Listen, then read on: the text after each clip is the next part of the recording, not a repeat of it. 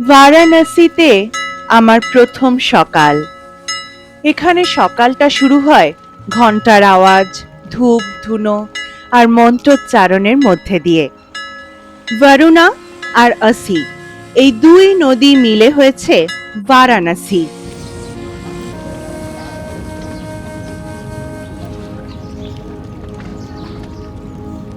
হোটেলের ডাইনিং এরিয়ায় সকালের গঙ্গা দেখতে দেখতে বানারসি চায়ের চুমুক দেওয়ার মজাটাই আলাদা। আর তার সাথে ব্রেকফাস্টে ছিল পনির পরাঠা। এই আলকা হোটেলটা কমপ্লিটলি ভেজ, তাই পনির পরাঠার মতো আরো বেশ কিছু ভেজ আইটেম ব্রেকফাস্টে অ্যাভেলেবেল আছে। ব্রেকফাস্ট সেরেই আমি চলে গেলাম গঙ্গার ঘাটে।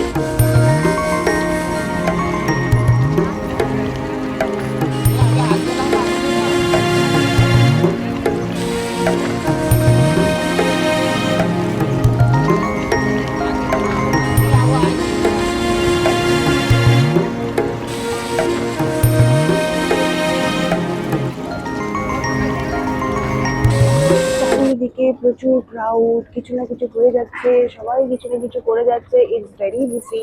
আর এখানে সকাল অনেকটা তাড়াতাড়ি হয়। সকালবেলা লাইক 6টা 6:30 তো মানে এখানে অনেকটাই বেলা। 5টা 5:30টার দিকে একটা সকালবেলার গঙ্গা আরতিটা হয়, তখন থেকেই বেনারস লেগে যায়। বোট চলতে আরম্ভ করে, সকালবেলার বোট রাইড, গঙ্গা আরতি দেখা, এই সব কিছুই শুরু হয়ে যায়। It's really happening, but at the same time, it's very peaceful. মনটা না শান্ত হয়ে যায়। কি করে শান্ত হয়ে যায়? এত ভিড় ভাট্টা হইচইয়ের মধ্যেও যে মনটা কি করে শান্ত হয়ে যায় না, সেইটাই একটা অবাক ব্যাপার। এই যে আমি এখানে বসে রয়েছি, বসে বসে বকবক করছি, চারপাশে কিন্তু এই মুহূর্তে অনেক কিছু হয়ে যাচ্ছে। গঙ্গা দিয়ে বোট চলছে, এখান দিয়ে মানুষজন হেঁটে যাচ্ছে, কিন্তু তাও মনে যে শান্তি, যে স্থিতিটা রয়েছে না, তার জন্য আমি বসে কথাটা বলতে পারছি। আপনি এখানে বসে থাকবেন কোনো জায়গায়, কি ঘন্টার পর ঘন্টা, কেউ বিরক্ত করবে না।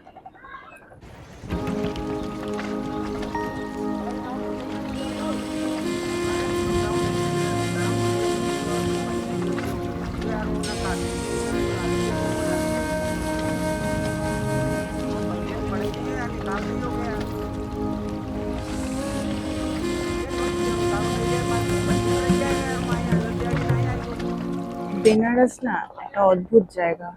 এখানে আসার পর থেকে একটা কিরকম অদ্ভুত ফিলিং হচ্ছে। এটাকে ত্যাগের জায়গা বলা হয়, মোক্ষ লাভের জায়গা বলা হয়। সিরিয়াসলি আসার পর থেকে কেমন একটা মনের মধ্যে কিরকম একটা খালি খালি একটা এমপ্টিনেস ফিল করছে।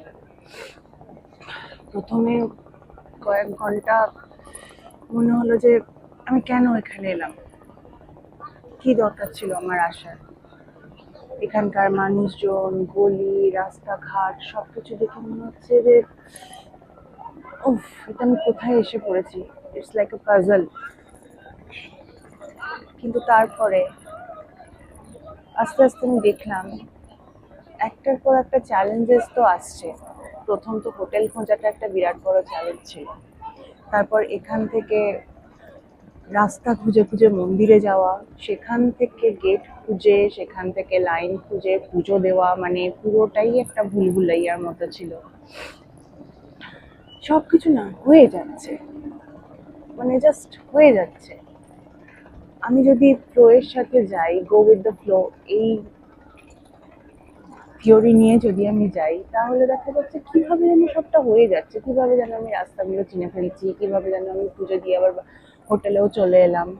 বা এক্ষুনি যে ঘটনাটা ঘটলো, আমি এখানে ক্যামেরা স্ট্যান্ডটা সেট করছিলাম রেকর্ড করার জন্য। করতে গিয়ে আমার যে সেলফি স্টিকের ওপরে যে ক্যামেরার স্ট্যান্ডের মানে ক্যামেরা হোল্ডার যেটা, সেটা হঠাৎ করে খুলে জলে পড়ে গেল। তো আমি না জলে নামতে যাচ্ছিলাম, তো এখানে একজন পুলিশ ছিলেন, তো উনি বললেন যে আপ কাহা যা রही हो?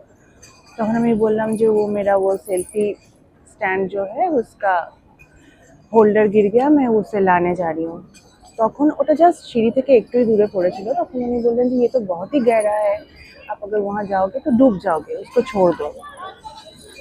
আমি বললাম যে अगर उसको छोड़ दिए तो मैं शूट कैसे करूंगी।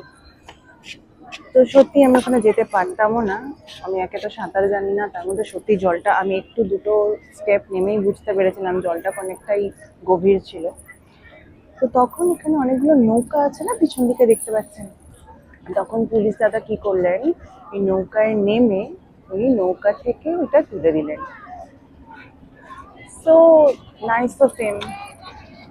অ্যাকচুয়ালি না, এখানে এসে ফিল করছি যে আমার মাথায় হয়তো ঈশ্বরের হাত আছে। শুধু আমার মাথায় নয়, এখানে যারাই আছেন সবার মাথাতে একটা ঈশ্বরের হাত আছে। It's it's really different kind of experience, এবং এটা আমি করতে চেয়েছিলাম। তাই জন্য বহুদিন ধরেই ভাবছিলাম যে আমি বেনারস আসবো। অবশেষে বাবা বিশ্বনাথ চেয়েছেন, তাই জন্য আমি বেনারস আসতে পেরেছি, এবং ওনার কৃপা থাকলে আছে সম্ভবত সবকিছুই ভালো ভালোই হবে। বেশ কিছুক্ষণ সময় ঘাটে কাটাবার পর আমি চললাম অন্নপূর্ণা মন্দিরের দিকে। মায়ের দর্শন সেরে গেলাম প্রসাদ নিতে। এই দিক দিয়ে রাস্তাটা যেটা, সেটা এখন অন্নপূর্ণা ভোজনালয়ের দিকে যাচ্ছে, যেখানে অন্নপূর্ণা মায়ের প্রসাদ পাওয়া যায়। আমি এখন সেই প্রসাদ নেওয়ার জন্য যাচ্ছি। এই রাস্তাটাই সোজা চলে গেছে ভোজনালয়ের দিকে। এখানে প্রত্যেকটা রাস্তায় খুব ভুলভুলাইয়া। কলকাতা থেকে এলে বা নতুন এলে বোঝাটা অসম্ভব, একবার দেখে নিলে অবশ্য মনে থাকবে। আর এখান থেকে সামনের দিকের যে রাস্তাটা গেছে সেটা গেছে অন্নপূর্ণা মায়ের মন্দিরের দিকে। তার আগে মানে মন্দিরের ঠিক পিছন দিকেই ভোজনালয়টা। চলুন যাই এবারে ভোজনালয়টার দিকে।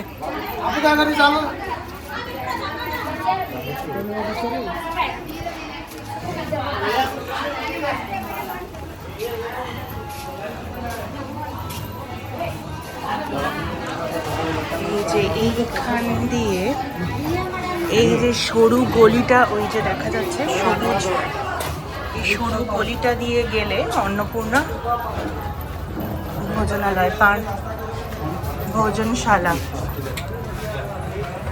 এই যে অন্নপূর্ণা ভোজনশালা।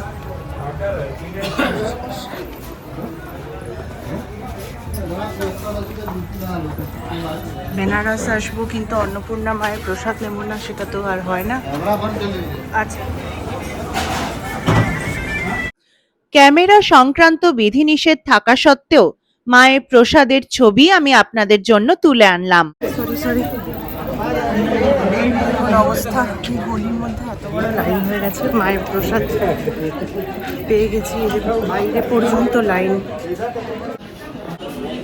এই যে দেখতে পাচ্ছেন একদম বাইরে পর্যন্ত এই এত দূর চলে এসেছে লাইনটা। দেখাই ওই যে গলি, সবাই যেখানে ঢুকছে সেখান থেকে এই এত দূর পর্যন্ত লাইনটা চলে এসেছে। আমি যখন গিয়েছিলাম অতটা ভিড় ছিল না, তাই আমি সহজে প্রসাদটা পেয়ে গেলাম। এবারে লাইনটা অনেকটা দূর পর্যন্ত চলে এসেছে, খুব মানে তৃপ্তি হলো। মায়ের প্রসাদ পেয়ে খুব সত্যিই শান্তি হলো।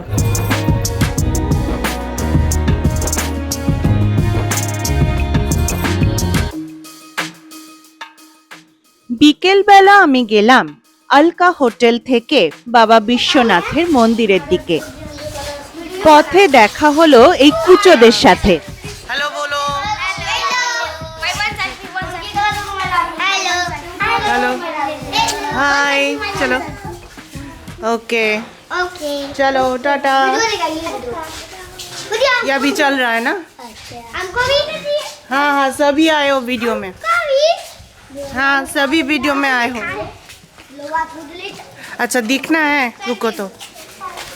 আলকা হোটেল থেকে বেরিয়ে ডান দিকের রাস্তা ধরে প্রথমে হনুমান মন্দির, তারপর বিশালাক্ষী গলি হয়ে 3 মিনিটেই আপনি পৌঁছে যেতে পারেন কাশী বিশ্বনাথ মন্দিরের 3 নম্বর গেটে। এইদিকে রাস্তাটা দিয়েও হোটেল থেকে মন্দিরে যাওয়া যায়। এই যে এইদিকে রাস্তাটা দিয়ে বিশ্বনাথ মন্দিরে যাওয়া যায়। হোটেল থেকে বেরিয়ে এই যে সোজা যে রাস্তাটা চলে এসেছে, ওটা দিয়ে সোজা এসে এই আদি অন্নপূর্ণা মন্দিরের যে অ্যারোটা রয়েছে তার থেকে ডান দিকে বেঁকে বিশালাক্ষী মন্দির, এটা বিশালাক্ষী গলি এটার নাম। এই গলিটাকে বলা হয় বিশালাক্ষী গলি। তো এইখান দিয়ে গেলে হোটেল থেকে 3 মিনিট মতো লাগে মন্দিরের 3 নম্বর গেটে পৌঁছাতে।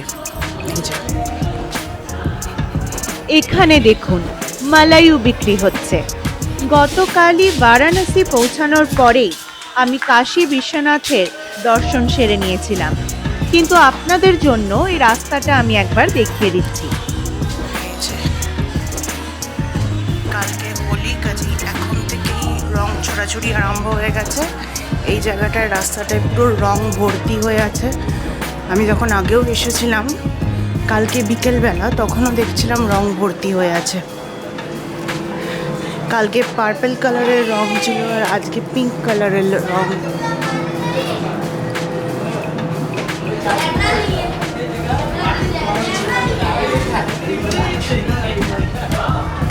যে সামনের যে গেটটা দেখা যাচ্ছে ওই গেট দিয়ে সোজা ঢুকে গেলে হচ্ছে মন্দির। ফেরার পথে জমিয়ে বসে একটু মালাইউ খেয়ে নিলাম। মালাইউর দাম পড়বে 80 থেকে 90 টাকা। পেস্তা বাদাম দেওয়া, সফট সফট, একটু মিল্কি আর ক্রিমি টেস্ট। আমার কিন্তু বেশ ভালোই লাগলো। এই মালাইউ বারাণসীর একটা সিজনাল স্পেশালিটি। এটা কিন্তু শীতকালেই বানানো হয়, গরমকালে কিন্তু আপনি মালাইউ পাবেন না। মালাইউ বিক্রি করা হয় এই দোল হোলি পর্যন্তই, তারপর মালাইউ বানানো বন্ধ হয়ে যায়।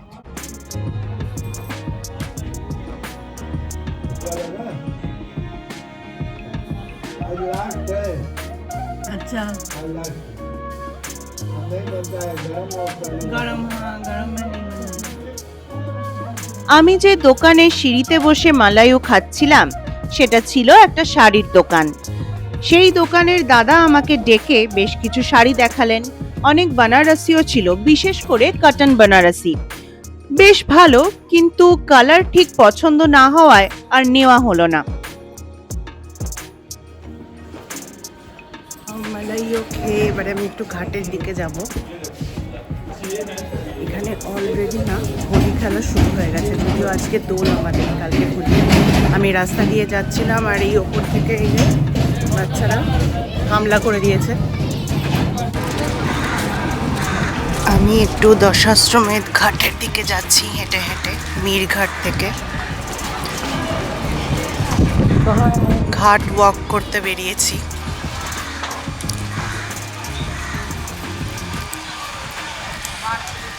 অ্যাকচুয়ালি আমাদের যে হোটেলটা, হোটেল ইয়ালকা, ওই ইয়ালকা হোটেলের ব্যালকনি থেকে না দশাশ্রমেধ ঘাটের আরতিটা দেখা যায়। আর এই ঘাট ধরে হাঁটলে আপনি পৌঁছে যাবেন দশাশ্রমেধ ঘাটে। প্রথমে এইটা হচ্ছে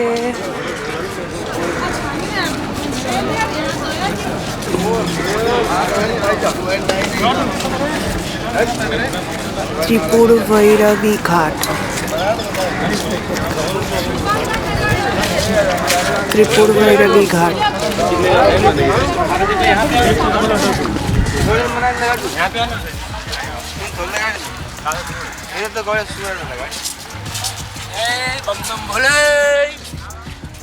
এই যে এইখান থেকে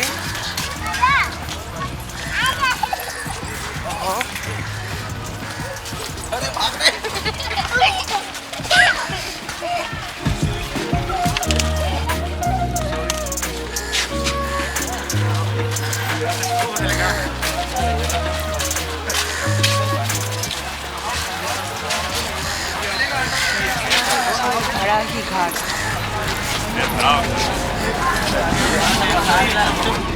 তাহলে মীরঘাট থেকে দশাশ্রমেধ ঘাটের দিকে যেতে প্রথমে পড়লো হচ্ছে ত্রিপুর ভৈরবী ঘাট, তারপরে পড়লো ভরাহি ঘাট।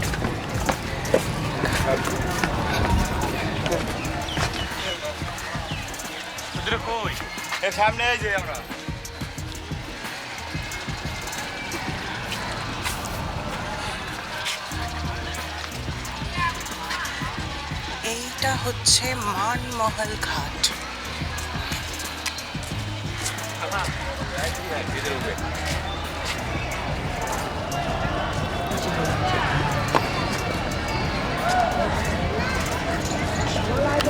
দূরে লেখা আছে দেখুন, মানমহল ঘাট।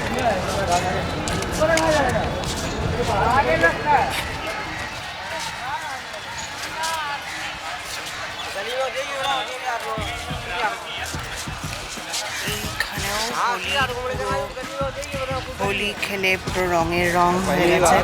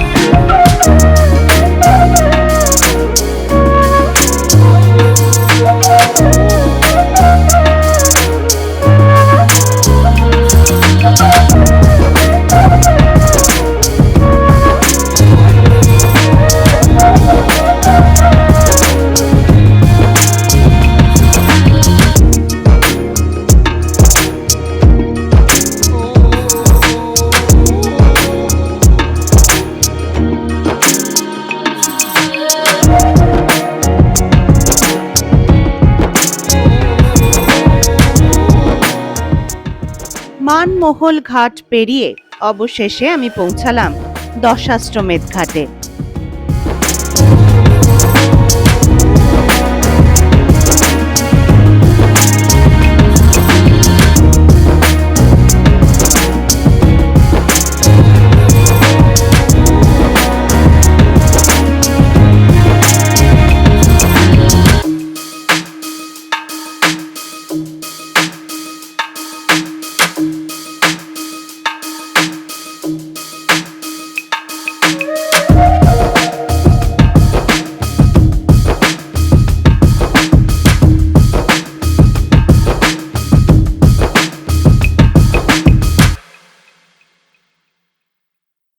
এখানেই হয় বিকেল বেলার গঙ্গা আরতি।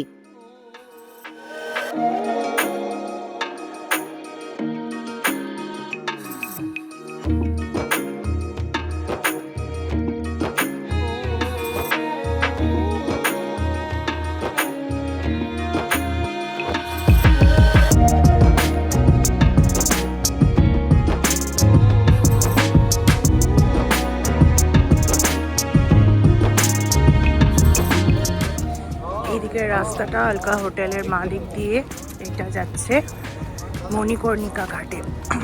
ডান দিকে, এই যে ডান দিকে হচ্ছে দশাশ্বমেধ ঘাট, আর বাঁ দিকটায় হচ্ছে মণিকর্ণিকা ঘাট। আমি এখন মণিকর্ণিকা ঘাটের দিকেই যাচ্ছি। যদিও মণিকর্ণিকা ঘাটে আমি ধোঁয়া দেখতে পাচ্ছি, মানে চিতা জ্বলছে, কিন্তু রেনোভেশন চলছে মণিকর্ণিকা ঘাটে, যে কারণে মণিকর্ণিকা ঘাটটা ঘিরে দেওয়া হয়েছে।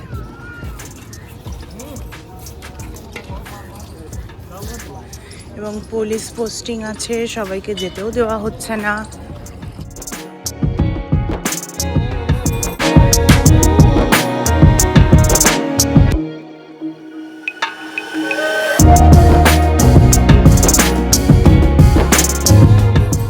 হাঁটতে হাঁটতে আমি চলে এলাম ললিতা ঘাটে। এটা ললিতা ঘাট, যেটা 19th সেঞ্চুরিতে নেপালের রাজা রানা বাহাদুর শাহ তৈরি করেছিলেন। এখানে রয়েছে ললিতা গৌরী মন্দির আর নেপালি মন্দির, এছাড়াও রয়েছে রাজ রাজেশ্বরী মন্দির, আর এর ঠিক পাশেই রয়েছে কাশী বিশ্বনাথ ঘাট। আপনারা চাইলে এখান দিয়েও মন্দিরে প্রবেশ করতে পারেন। আর এই যে ব্যারিকেড করা জায়গাটা দেখছেন, এটাই হচ্ছে মণিকর্ণিকা ঘাট, যার রেনোভেশন চলছে। আর এই যে রকেটের মতো স্ট্রাকচার গুলো রয়েছে, লোকাল গাইড দাদাদের কথা অনুযায়ী এগুলো এক একটি মিসাইল জ্যামার।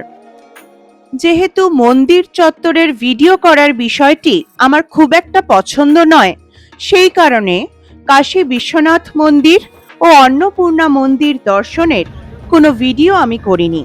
যাই হোক, আমার এই ভিডিওটা যদি আপনাদের ভালো লেগে থাকে তাহলে প্রত্যেকবারের মতো একই রিকোয়েস্ট রইল, ভিডিওটিকে লাইক করবেন, শেয়ার করবেন এবং কমেন্টে আপনাদের মতামত জানাবেন। আর যদি আমার চ্যানেলে নতুন হয়ে থাকেন তাহলে তো একটাই request, please please please please চ্যানেলটিকে একটু সাবস্ক্রাইব করে দেবেন। টাটা।